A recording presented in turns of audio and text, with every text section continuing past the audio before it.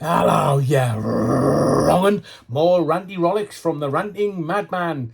Well, I'm just going to take a look at the last 36 hours because I don't know about you, it just seems to be a bit weird. What with Joe Biden and his press conference, or not as the case may be, Thursday night, and then Tucker Carlson, Vladimir Putin for a couple of hours, Thursday night.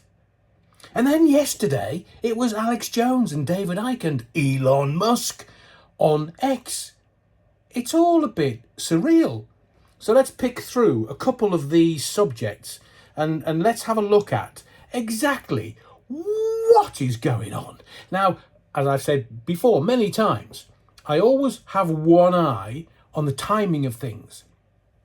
Why? Because it appears that the worst news is always released on a Friday.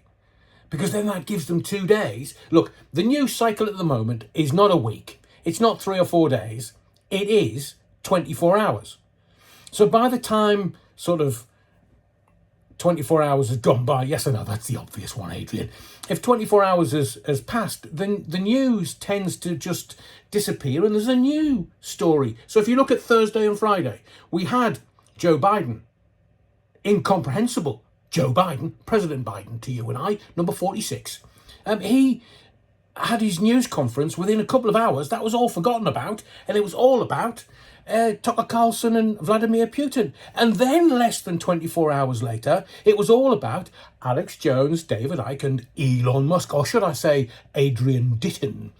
If you haven't watched it, you should do. Poor David. I mean, I've interviewed David on the BBC previously. And the best way to treat David Icke is just to let him free flow. Just let him say what he needs to say in the way he needs to say it. But because it was a live radio show, poor Alex Jones had to make sure that they hit certain deadlines within the show, the ad breaks, if you will.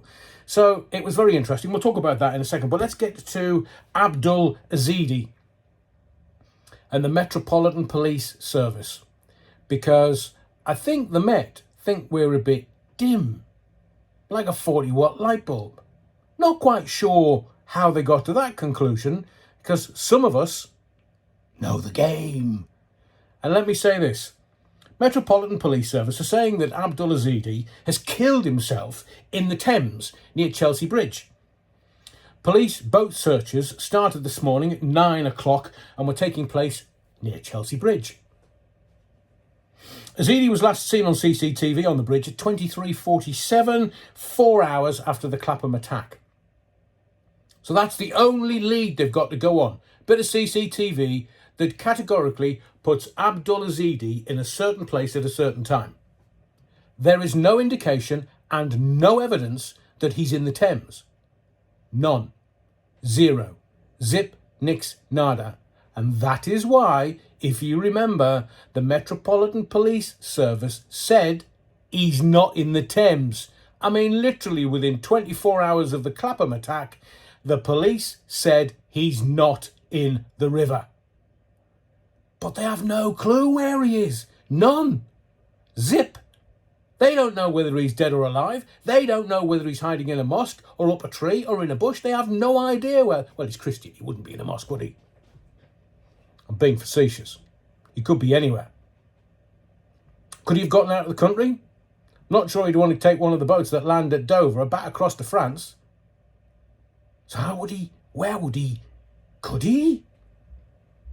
Or are we just being fed this to kind of tie it up with a nice bow, saying, we've done all we can, can't do any more, don't know where he is. We have a good hunch that he's in the water. Well, just explain to us, what on earth is this hunch? Because that's all it is. There's no evidence, no corroborative evidence that he's in the water. None.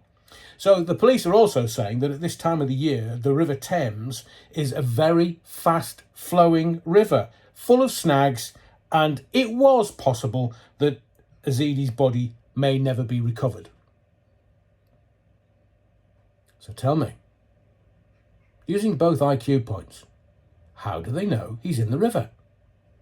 Because from where I'm sitting, he's not. Because there's no corroborative evidence other than they can't find him. Can't find him in Newcastle, can't find him in London. Now, a week ago, Commander John Saville said Azidi was not in the Thames. Do you want me to say that to you again? Not in the Thames River. Categorically.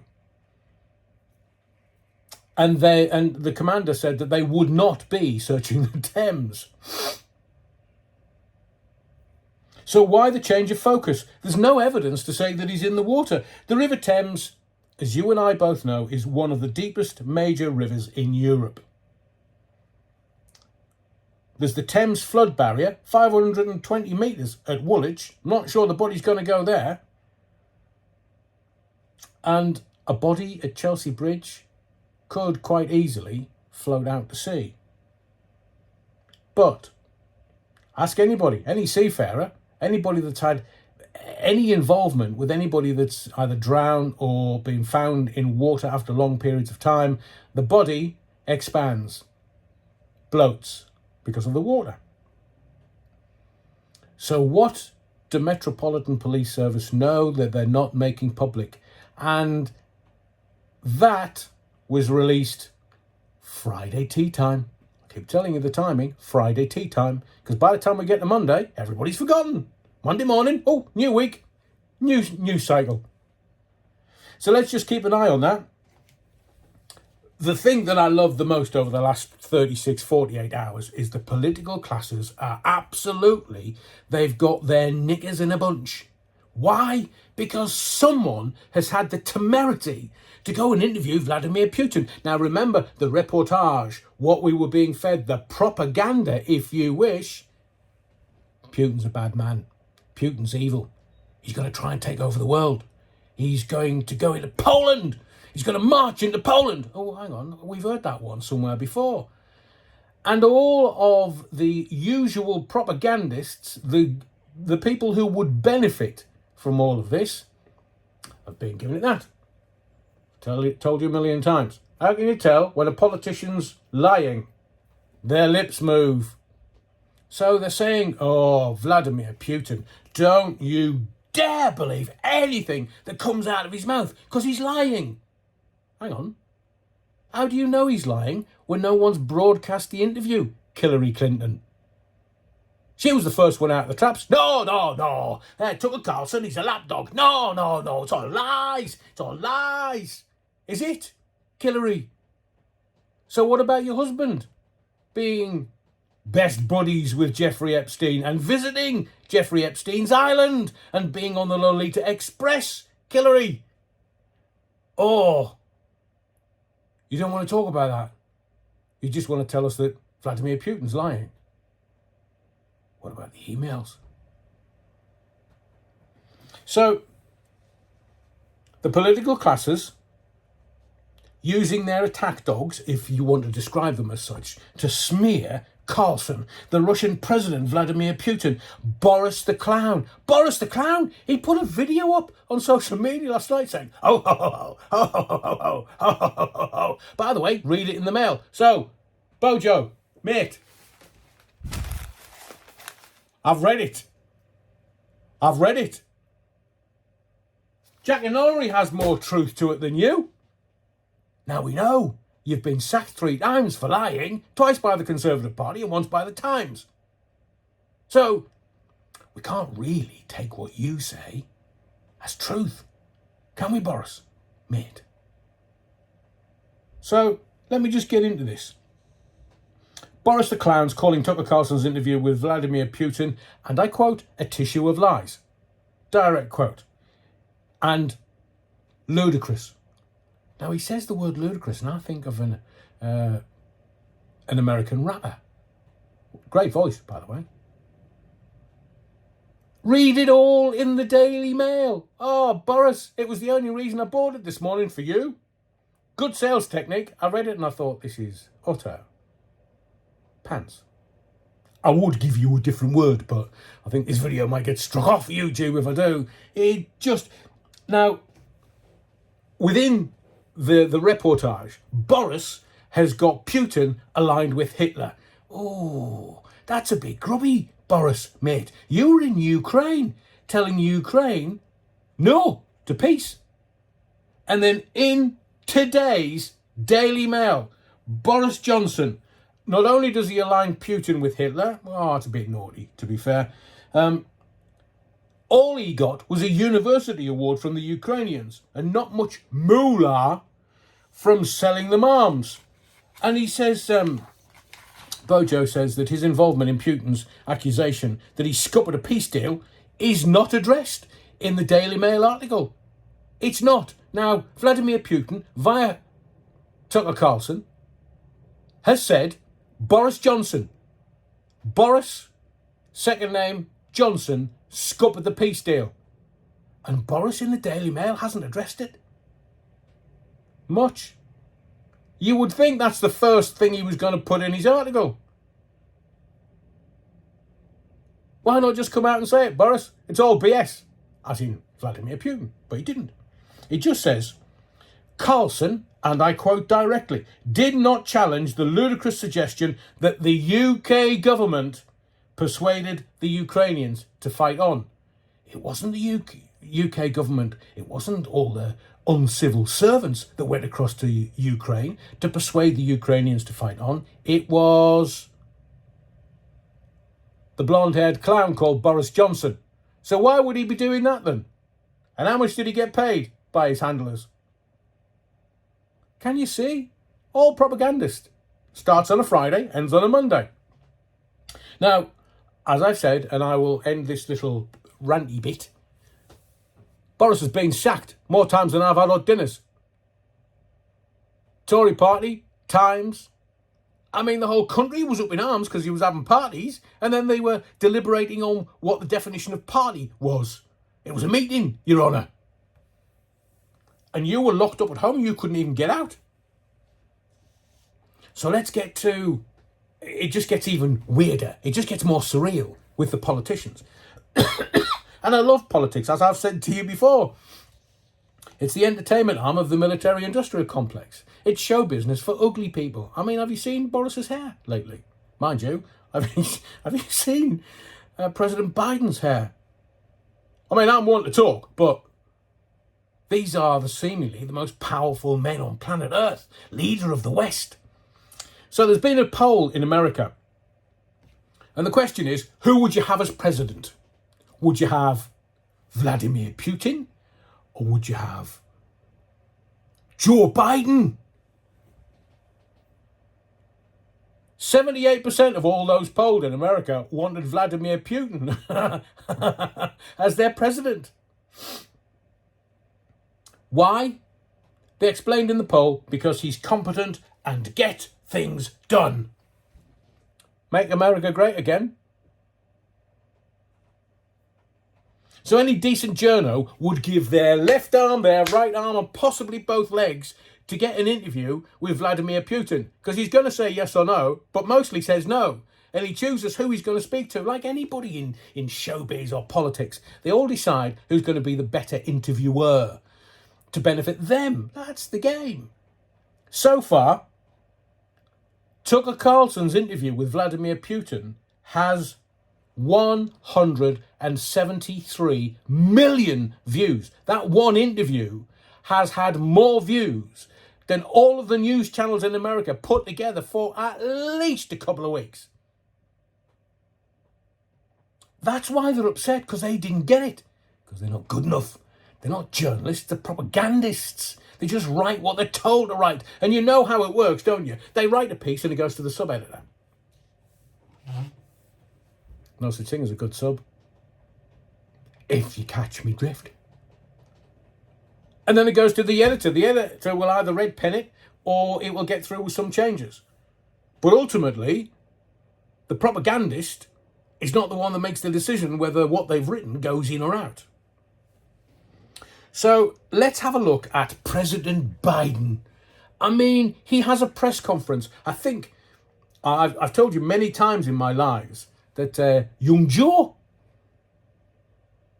81-year-old, young Joe, Sleepy Joe, they have to put stuff on his cornflakes to get him out of his pit, to get him going on a morning. And he never has a press conference at 7:45 in the evening. It was actually nearly 8 o'clock by the time he started. Within a couple of minutes, it was all going downhill. The wheels had come off the wagon, and he was there under the spotlight on his own, didn't know what he was saying.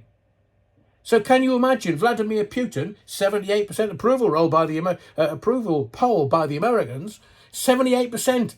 And there's poor Joe, Sleepy Joe. He couldn't do 2 hours of what Vladimir Putin did. He couldn't sit there and give you a full recall about the true history and then answer all of your questions. You're barely getting 5 minutes in a press conference. I can't even say it. I'm so excited by it. Not in a good way either. But Joe Biden, so that he comes out before the Tucker Carlson thing, he comes out and says, how very dare he mention my son's death. And to a certain extent, I do agree. But then, all of a sudden, he decides to mention a rosary and then couldn't remember where his son Beau had got the rosary from. That right there is a clear indication that Biden can't stand for another term. He can't walk, talk and chew gum at the same time. That's 3 things. Have you seen him staring off into space? He can't even ride a bike or walk upstairs. I would suggest to you that President Joe Biden is a national embarrassment. This is the leader of the free world, the leader of the West, and America is just an embarrassment now. So the staff in the White House, they don't really care who's president, but most of the staff that's in the White House are formerly Barack Obama's staff. They don't care who the president is, they just want another 4 years. The other night, Trump broke a record for the caucuses. 99 or 98 point odd % vote for Donald Trump. America is eating itself. The people want one thing and the political classes want another. And normally what the political classes want, they get. Now, just let me remind you one very important thing. That President Joe Biden has had brain surgery previously. Quite major brain surgery. So that could be the very reason that he struggles sometimes with live press conferences. Look, if it was a dog, we'd have put him out of his misery years ago. Not that I'm equating the American president to a dog at all, but somebody needs to just take him to one side and go, you've had a good go, Joe. And the special counsel's not going to prosecute Joe Biden because he's a well-meaning man, elderly, with poor memory. And he's going, no, I'm not. No, I'm not. Yes, you are. So when are they going to take Joe out of the White House? When Donald Trump is elected president. I'm not going to tempt fate in any way, shape or form about what's going to happen to President Donald. But 2024, I've said before, 2024 is merely 2023 on steroids.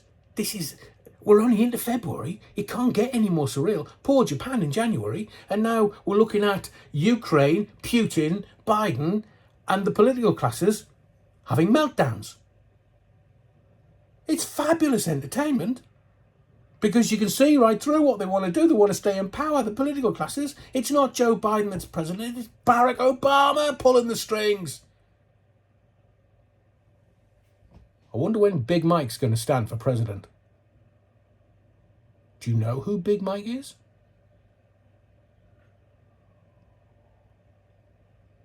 Don't Google it. Oh, goodness knows. Not suitable for work, that's for certain. Michelle Obama. She'll stand for President of the United States as Hillary did and just didn't get anywhere near. Why the First Ladies wanted to be president? I mean, I thought First Ladies got there by virtue of being married to the first bloke, the president. So Obama's 44, Trump's 45, the number of president. Biden's 46. So technically, Trump could be 45 and 47. And Supreme Court ruled the other day that Colorado can't take him off the ballot. Politics in America is just corrupt.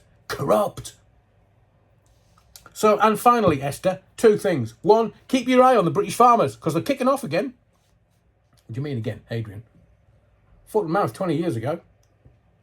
But now We've got the Spanish, and we've got the Dutch, and we've got the German, and we've got the French farmers all kicking off big time in Europe. And all of a sudden, the English are down at Dover in their tractors going, hang on, lads. We're the farmers.